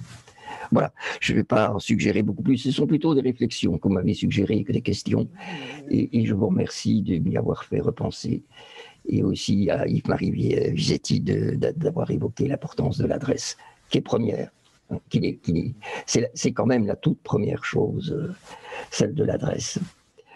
Mais vous voyez aussi du coup, n'est-ce pas, cette adresse, il ne s'agit pas de connaissance, mais de se repérer hors image, du coup la vacuité de tant et tant d'études dites de psycholinguistique où l'on se met à compter chez l'enfant les je et les tu. Comme si la positivité d'une prestation reflétait quelques réalités psychiques. Ce n'est pas de ça qu'il s'agit, évidemment. Voilà. Et donc là aussi, je rejoindrai la critique de Visetti sur cette obsession du champ des pronoms. Mais alors, ils sont positivés, ce ne sont plus des fonctions dans des tables de conversion. Voilà. Voilà, mais c'est moi qui vous remercie, beaucoup, et parce que, comment dire, la question de table de conversion dialogique sur lesquelles vous avez réfléchi, vous et Jacques Courcil ensemble, et à propos du tu comme fonction d'appel convertible, le signifiant du tu et le signifiant qui mettent en scène une fonction d'appel convertible. Et donc, en ce sens, pour revenir à Yves-Marie, à la fonction d'adresse, mais comment dirais-je, la fonction d'adresse est, de ce point de vue, prioritaire, mais c'est une fonction qui s'inscrit dans une activité de conversion qui est à la charge du sujet entendant. Et à la charge du sujet entendant en tant que, si l'on veut, source qui est à la fois morphogénétique et métamorphique. Morphogénétique dans la mesure où le sujet entendant est une source poétique. Et c'est le signifiant comment dirais-je, se génère dans l'activité de l'entendant. C'est ça la passibilité. Donc, et de l'autre, métamorphique, dans la mesure où la jeunesse de forme est comment dirais-je, un accord, j'utilise dans le livre une métaphore musicale de l'accord plaqué. Un accord plaqué avec l'activité de métamorphose, c'est-à-dire de modification de forme en d'autres formes. Cette modification de forme en d'autres formes qui ne concerne pas seulement, bien évidemment, l'activité de conversion de forme pronominale en d'autres formes pronominales, mais plus en général, l'activité de compréhension est toute entière. Donc, c'est moi qui vous remercie. Il me reste je dois le dire, je ne savais pas que vous arrêtez ici. Et donc, ça, comment dirais-je, c'est une bonne surprise, si je puis dire. Est-ce que votre ouvrage, on peut se le procurer en librairie italienne à Paris? Mais si vous voulez, je peux vous l'envoyer. Oh, ça, c'est gentil. Bon, je prendrai vos coordonnées, mais de toute façon, la question demeure pour moi de savoir si on peut se le procurer dans une librairie italienne de Paris. Okay. J'en connais une bonne, mais je verrai. Merci. Non, merci à vous. Victor, mais juste pour Jean Gillot, il y a 2 librairies italiennes à Paris, une dans le Marais, oui, une dans le 9e à Poissonnière. La Tour de Babel, c'est ça? Oui, la tour Bon, de Marie. Babel, mais je pense que c'est une bataille perdue. C'est plutôt mieux d'aller à celle à Poissonnière, dont j'ai Ah, oublié malheureusement le nom. Et eux, ils sont plus rapides dès qu'ils commandent livre ah, de très bien. Ah, c'est une vieille pratique qu'en tant qu'italophone à Paris, je l'ai pratiquée. Donc, voilà. Juste pour... Victor. Merci. Bon, j'aimerais tout simplement prendre un point de vue peut-être un petit peu hérétique dans tout ça. Cela étant, plusieurs mots sont déjà été évoqués, comme Tony a parlé d'interlocution, pour commencer, de la sémiogenèse, Jean-Marie dresse l'appel. Bon, pour moi, si vous voulez, toute interlocution a, du point de vue de l'interlocuteur, toujours une structure ternaire, c'est-à-dire à trois. C'est-à-dire que quand j'interpelle l'autre, je m'interpelle aussi moi-même, ou du moins il y a une oreille qui suit ma parole. Et bon, il y a un aspect, par exemple, que vous abordez, que dans la littérature américaine, on l'appelle self-monitoring, c'est-à-dire que lorsque je parle, je suis ma parole éventuellement, je reviens sur ce que je dis. Et donc, l'exemple original non, crucial, pour moi, relève de ça. Et en même temps, comme Tony a dit, c'est une instance très forte de sémiogenèse à ce moment-là. Mais ce que je voudrais, sur quoi je voudrais revenir, c'est cette question de cette structure ternaire, c'est-à-dire dans l'interlocution, de toute façon, toute parole que j'adresse aux autres, je l'adresse aussi à moi-même, sous différentes formes. C'est-à-dire, je suis aussi, cette parole s'adresse aussi à moi. Alors, elle peut s'adresser parfois, elle s'adresse beaucoup plus à moi que l'autre, puisque nous parlons parfois plus pour nous-mêmes, mais au moins minimalement, il y a cette forme de self-monitoring qui intervient ici. Et ça, c'est une première remarque. Et la deuxième remarque, c'est la notion de je-tu, puisque, bon, de façon assez triviale, ça c'était ce que Patočka avait décrit de façon très précise. Donc là, je prends un point de vue phénoménologique, mais je pense que ça va au-delà de la phénoménologie, c'est que de toute façon, on s'adresse à moi en disant tu. Et moi, je réponds en disant tu. C'est-à-dire que je suis toujours à tour de rôle, je et tu. Et donc, diachroniquement, le deux. Et les glissements, le passage est toujours présent entre ce je et tu. Et évidemment, il devient objet et très important ici, mais ces glissements entre je et tu est toujours présent chez moi. Voilà, donc je ne veux pas... je voulais faire juste ces deux remarques. Non, mais je vous remercie vivement parce que en ce qui concerne la première remarque concernant la notion de self-monitoring par rapport à l'exemple dont je viens de discuter, et je suis entièrement d'accord. Et ce que vous disiez à propos de la structure ternaire Ouais. et du fait que en m'adressant à l'autre, à l'extérieur de moi, je m'adresse à moi-même. Aussi à moi-même, oui. Aussi à moi-même, aussi à moi-même. Donc, dans une sorte, comment dirais-je, de self-talk interactif. Et c'est-à-dire, je m'adresse à l'autre, mais en m'adressant à l'autre, le mot que j'adresse à l'autre, en, comment dirais-je, une sorte d'effet de retour. Je puis dire effet de retour? Oui, oui. Moi, je ne parlerai pas d'effet de retour, mais ça se dit tout à fait. OK. Mais je dirais plus d'effet de retour qui fait que, en m'adressant à l'autre, je vais, comment dire, instituer un micro-théâtre entre moi et moi-même. et où le rôle du tu, c'est de ce point de vue fondamental. Et, en vous écoutant, j'ai pensé à un auteur qui Tony connaît très bien, Tranductao, et un phénoménologue.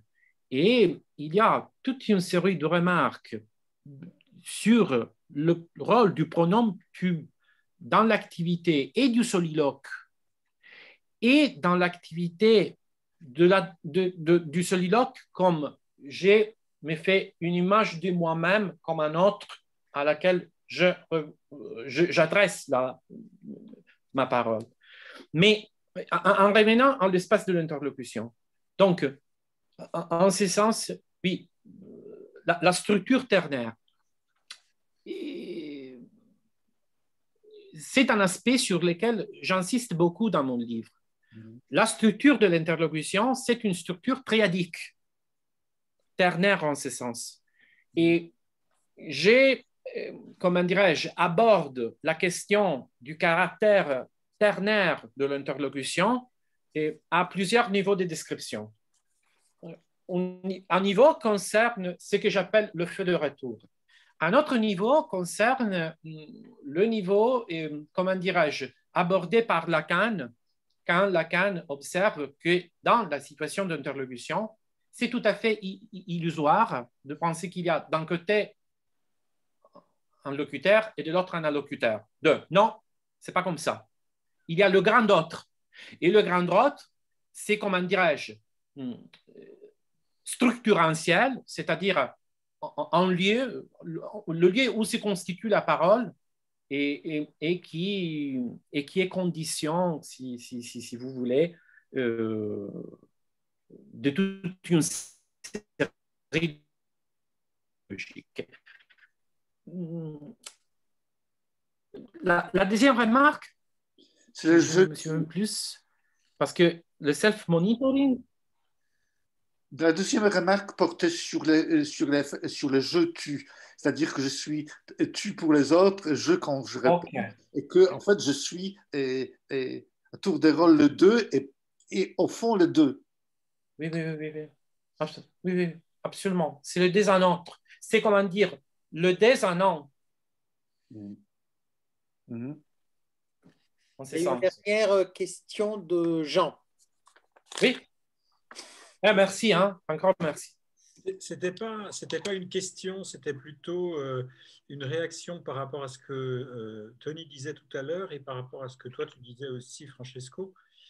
J'ai pensé à cette citation de Mead que je vais vous mettre dans le chat parce que je trouve qu'elle est assez parlante. Parce que j'ai l'impression qu'elle a deux vertus.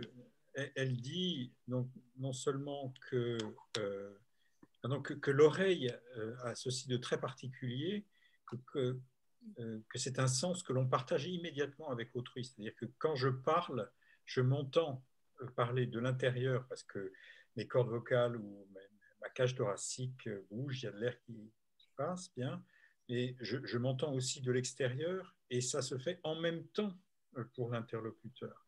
Donc, il y a une intersubjectivité tout à fait première là, et qui est vraiment liée à la perception. Et donc, j'ai pensé que ça nourrissait à la fois ce que toi, tu avais fait remarquer du point de vue perceptif, Francesco, mais ce que Tony avait aussi fait remarquer quand il disait que il y avait déjà des questions d'intersubjectivité et de normativité qui était en route, en quelque sorte, dans cette parole qui s'entend à plusieurs dès qu'elle est énoncée. Voilà. Donc, voilà, j'ai pensé à cette citation et je vous la donne. Oui, mais un grand merci aussi. Et je dirais, en ce qui concerne la question de la normativité par rapport à l'activité du sujet qui s'entend parler à l'intérieur de l'espace de l'interlocution, je dirais qu'il y a un aspect qui est étroitement lié aux prises de conscience variables et flottantes par rapport au fait qu'en parlant, je m'entends parler. Et ces prises de conscience variables sont déjà au niveau qui est, si l'on veut, du sémiotisé et du normatif. comment dire, c'est pas une pure et simple perception, c'est une perception déjà sémiotisée en tant qu'inscrit dans l'espace de l'interlocution. Et pour cette raison, c'est, comment dirais-je, une perception, je dirais, une poétique esthétique qui se caractérise par ce prise de conscience variable. Je ne sais pas si ce que je viens de dire peut en quelque mesure se connecter à ce que tu me dis à propos de Mead, mais ça, c'est, comment dire, la première suggestion qui m'arrive. Et Francesco, dans ce cas, il me semble que le s'entendre parler, au moment où l'on parle, il devrait pouvoir être décrit avec au moins les trois couleurs du jeu du tu et du il, c'est-à-dire cette espèce de léger écart ou dissidence de soi à soi qui se manifeste dans le cours de sa propre parole. On devrait pouvoir le raconter soit en termes de réassomption par un jeu, soit en termes de... bon, même si j'aime pas trop cette idée de s'adresser à soi-même, je trouve que ça ne marche pas très bien, cette espèce de trop fordatif. Voilà. Moi, je ne ressens pas du tout, en tout cas. Bon, voilà. Et puis, il y a une sorte de il, c'est-à-dire la parole. Ah, mais qu'est-ce que j'ai dit? Même si j'ai employé le pronom je me suis chosifié en disant ça. C'est-à-dire, je me suis vu de l'extérieur comme. Voilà. Donc, voilà, il me semble que cette espèce d'écart permanent à soi que l'on peut, si notre spontanéité est quelque peu brisée, entendre dans sa propre parole, eh bien, il peut se laisser plus ou moins teinter de ces trois personnes classiques de la grammaire des pronoms, enfin, quand il y a des pronoms, d'ailleurs, parce qu'il n'y a pas toujours des pronoms. Bon. Oui, entièrement d'accord. Voilà, c'est ce que je veux dire. On peut colorer un peu cet écart. Non, mais il faut que je travaille, hein. Il faut que je travaille sur ces questions. Donc. Sur moi de Francesco qui intervient pour le travail futur. Et bon, sur ce dernier échange, Francesco, Ciccio, il faut savoir qu'on l'appelle Ciccio en italien. Oui, sans aucun doute. Hein. Et on te remercie beaucoup. C'est moi qui vous remercie. Pour la discussion, on t'a retiré suffisamment. Le seul regret, comme pour toute l'année, est qu'on ne peut pas consommer notre dose d'alcool post-séminaire. Donc là, il faut y renoncer au moins jusqu'à date à remettre. Donc merci. Merci à vous. Je vous embrasse. Hein. Je vous embrasse tous. Très bien. Et nous, on se revoit pour le mois de mai pour notre avant-dernière séance du séminaire. Oui. On n'a pas encore le calendrier, donc on décide qui sera le prochain intervenant. OK. Merci, encore merci hein, à tous. Au revoir. Ciao Valeria, ciao a tutti, ciao. Au revoir. Au revoir. Merci beaucoup. Ah, merci à vous.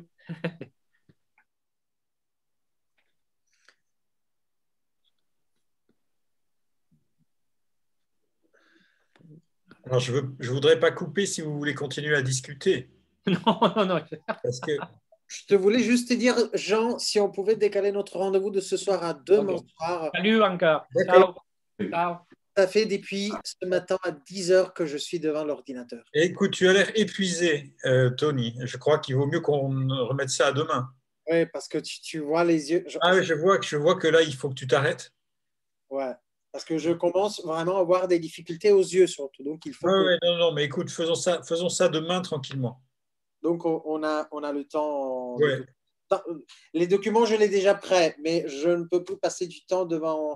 Donc, la seule chose que je voulais te dire, c'est que Emmanuel m'a envoyé un message ce matin en me disant il faut qu'on se dépêche par rapport à Tony.